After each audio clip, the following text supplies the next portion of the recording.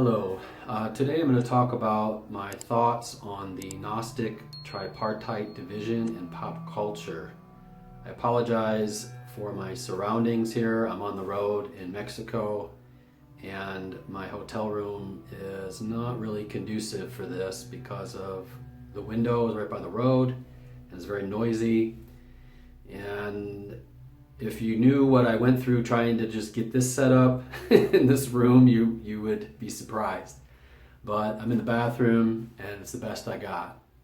So I had to move a lot of lights around, and a lot of the plugs in this hotel would not hold the plugs. They'd fall out onto the floor.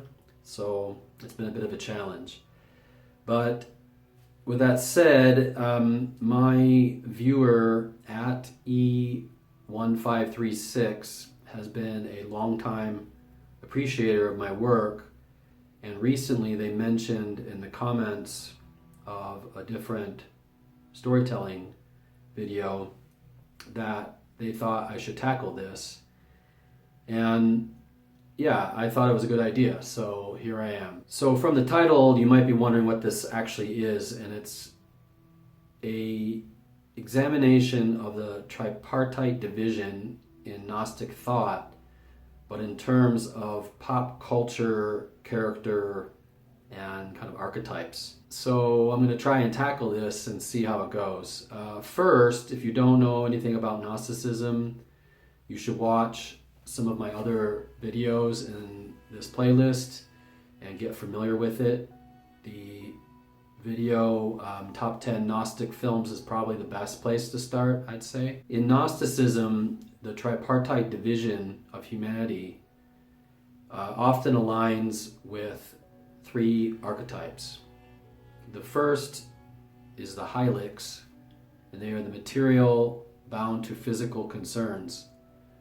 These characters are deeply entrenched in the material world, driven by bodily desires, greed, or ignorance of the spiritual realm. The second group are the psychics. They are soulful, torn between spirit and matter. These individuals are caught between spiritual aspirations and material attachments, embodying a state of inner conflict. I guess the Greeks pronounce this pneumatic, whereas we would probably say pneumatic. But I looked into it and it sounds like they actually pronounce the P. But this is the spiritual seeking Gnosis and transcendence. Characters who strive for enlightenment, self-realization, or liberation from the material realm. And one more thing I want to mention before I get into it is I stumbled upon this idea of the tripartite cosmos as well. And I think that's very interesting, because before discovering this, I sort of understood the Gnostic outlook as being kind of two, the monad and then the material realm. But in this case, it's actually split up into three. And the pleroma is the divine fullness or realm of light. But then there's the middle realm, a transitional area where redemption occurs.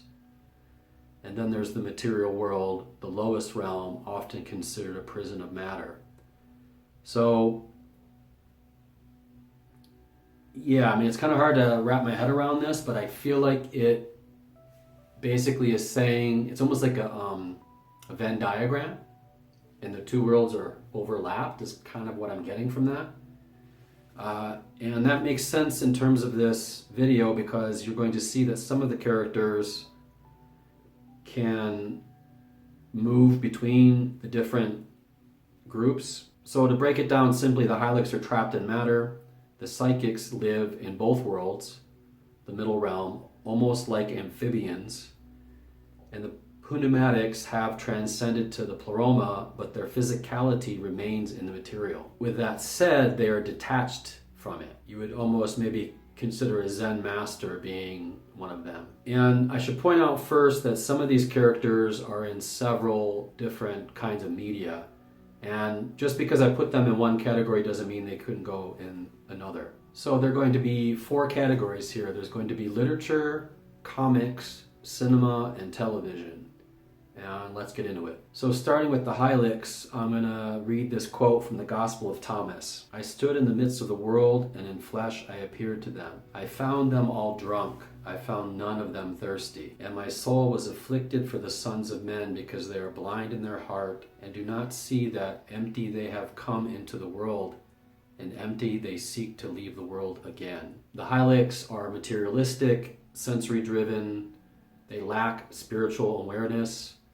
They are attached to the body and to the base desires. They have shallow minds and understanding. They are instinctive and reactive. And most of all, they're ignorant of spiritual truths. So we're going to start with literature. The first example I have is Tom Buchanan from The Great Gatsby by F. Scott Fitzgerald. A man driven by wealth, power, and hedonistic pleasure, oblivious to higher truths. Fagin from Oliver Twist by Charles Dickens. Characters steeped in greed and manipulation, focused solely on survival and wealth. Gollum from The Lord of the Rings by J.R.R. Tolkien.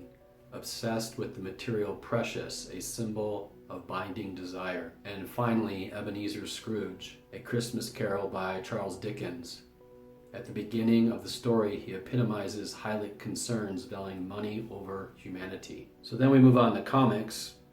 We have Lex Luthor from Superman, a quintessential materialist driven by greed, power, and his ego. Luthor rejects higher ideals in favor of his control over the material world. Wilson Fisk, the Kingpin from Daredevil, obsessed with wealth, dominance, and physical power. Kingpin thrives in the material realm, blind to morality or spirituality. The Penguin, Oswald Cobblepot from Batman, a criminal mastermind defined by greed, material wealth, and social status, lacking higher aspirations. In cinema, we have Gordon Gekko from Wall Street, the embodiment of materialism and greed, with his famous mantra, "Greed is good," showcasing his attachment to the physical world. Tony Montana from Scarface, obsessed with power, wealth, and indulgence. Montana is trapped in his pursuit of material success, leading to his downfall. Don Vito Corleone, the Godfather. While loyal to his family, Vito is driven by power and control in the material realm,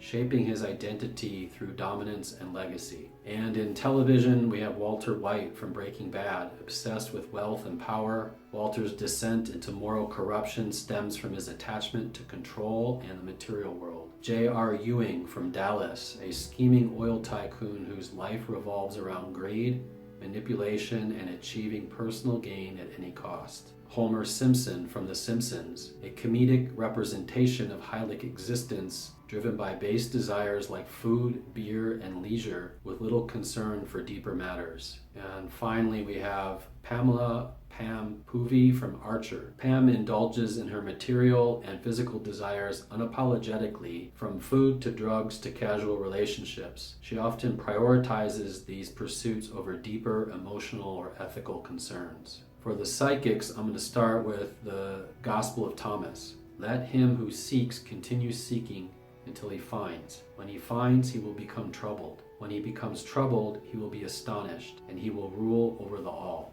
And this from the Gospel of Truth. Ignorance of the Father brought about anguish and terror, and the anguish grew solid like a fog, so that no one was able to see. Thus error found strength and labored at her matter and emptiness. So these are characters torn between material and spiritual existence. They're caught in a struggle between their higher calling and earthly attachments. It's a dynamic struggle, and there's room for growth. They have perhaps more empathy than the Hylics. There's an intellectual awareness, especially concerning moral truths. They are seekers of meaning. They struggle with duality, and they're capable of self-improvement, but they have to kind of rein in their hylic desires. These make the most compelling characters, in my opinion.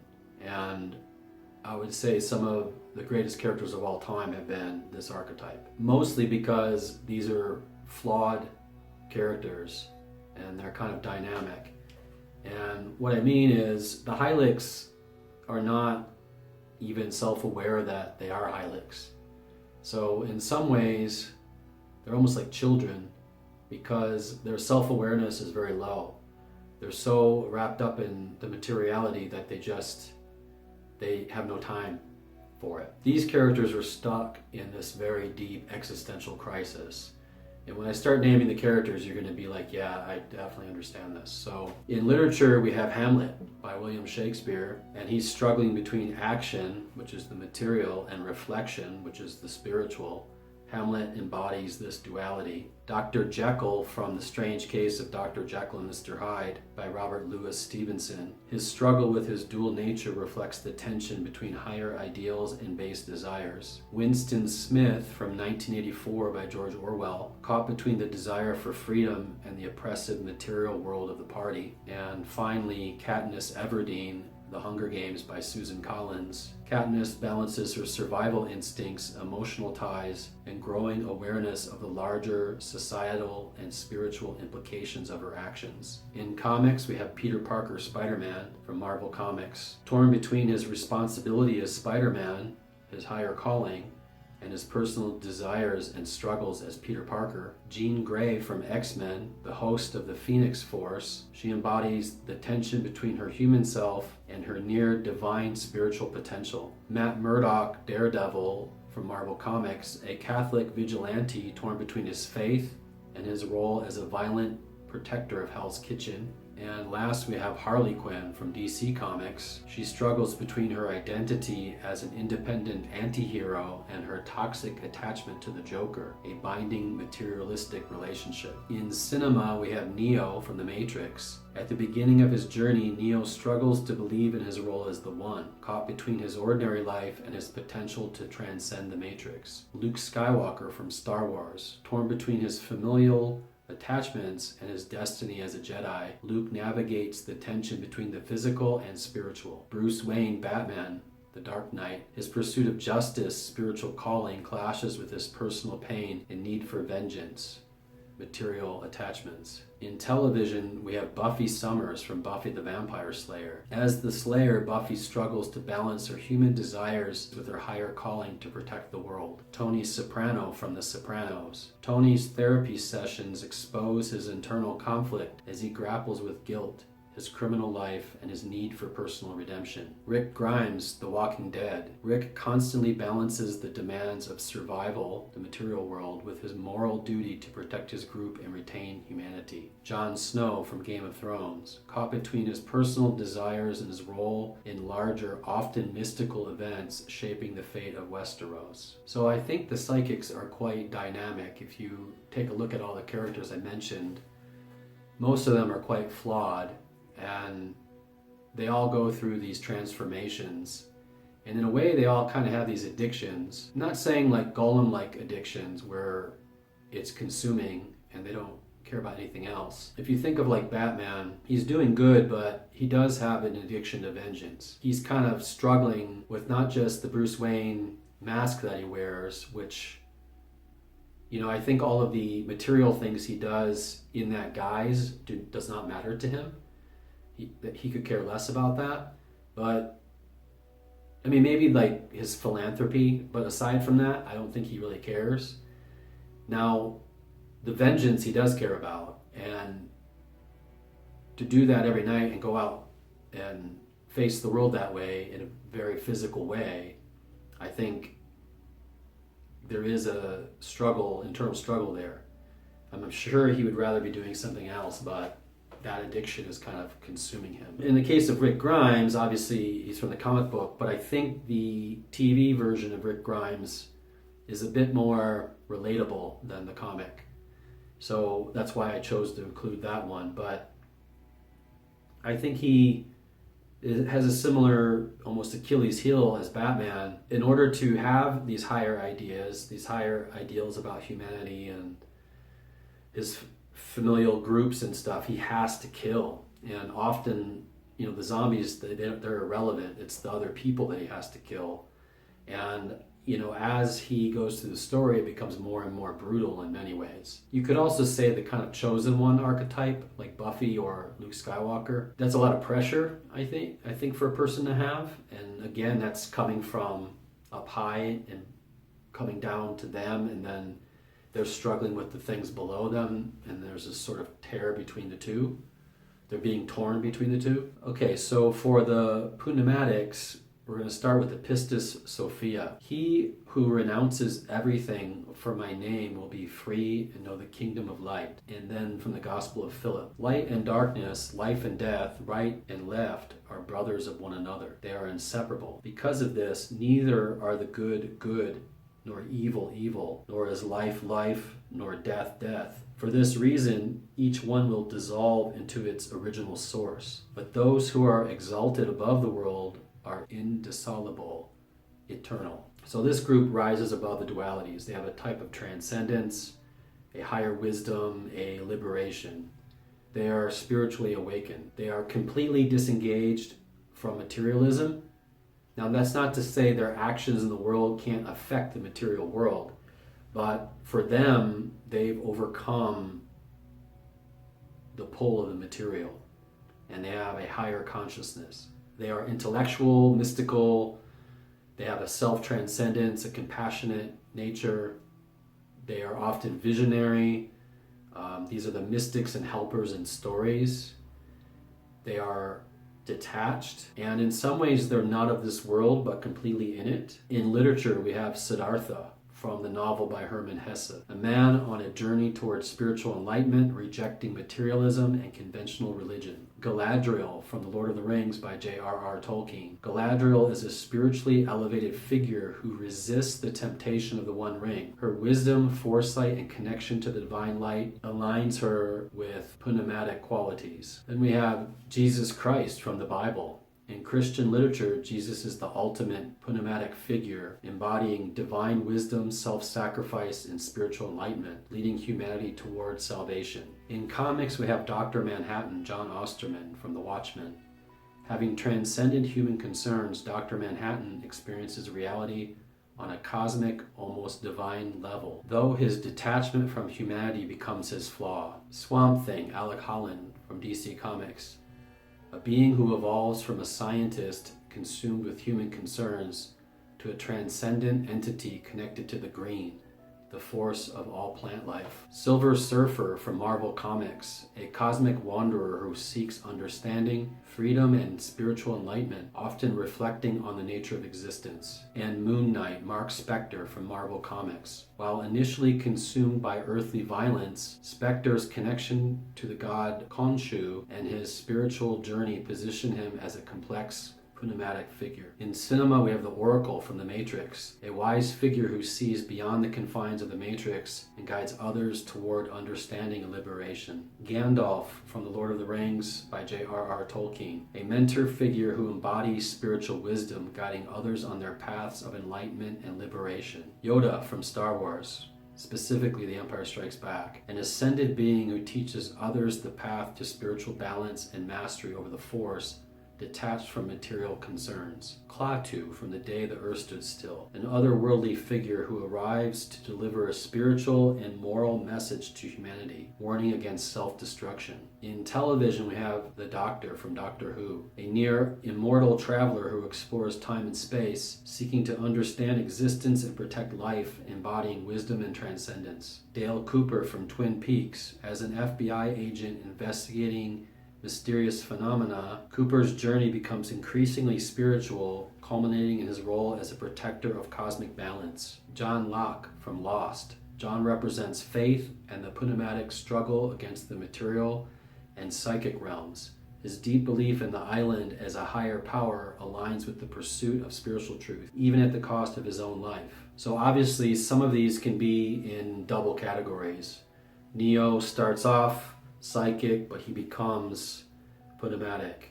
Same with Gandalf. He's the gray first, then he becomes the white. And, that's part of their archetype, basically, is the person who overcomes their material concerns. In the real world, I've known countless hylics. A lot. I would say that's probably the most common group in humanity. I've known a few psychics. I would probably consider myself a psychic. And maybe I've known one pneumatic, and even he was just barely that. So I don't know if there are many of those around. If you know one, you can comment in the comments if you want to say anything about them, but I feel like that is a very scarce commodity. I'm not sure what this says about humanity, but yeah, I don't know. If you have any other comments about any of these characters, if you think I put them in the wrong category, or if you know other characters that you think should be on here, you can mention them in the comments. I also want to mention I started an insider membership program. You can check the button below and see if it's something that might be for you. I'm doing it mainly to get a little deeper into some topics and to also connect a little more with the audience. So you can check that out. If it's something that you might want to do, you can do that. Otherwise, if you haven't liked and subscribed, you can do that. And that's all I got. Hopefully my next video will be in better surroundings. Anyway, take care. Have a good day.